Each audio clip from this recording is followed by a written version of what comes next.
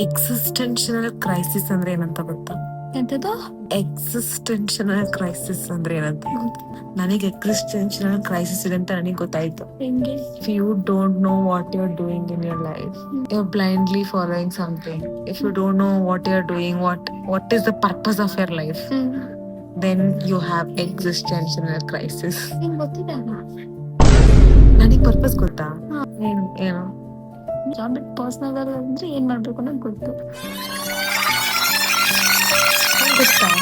ನೋಡು, ನೀನ್ reels follow ಮಾಡ್ತೀವಿ, ನಾನು everything is your Vishnu. But ಏನು ಆಗ್ತಿಲ್ವಲ್ಲ, ದಟ್ ಇಸ್ ನಾಟ್ ಪರ್ಪಸ್. ಇವಾಗ ಏನಾಯ್ತು ಪರ್ಪಸ್? ನಾನು ಏನಕ್ಕೆ ಹುಟ್ಟಿದೀನಿ, ಏನಕ್ಕೆ ಬದುಕಿದೀನಿ ಗೊತ್ತಾ? ನಂಗೆ ಗೊತ್ತಿಲ್ಲ ತಾನೆ.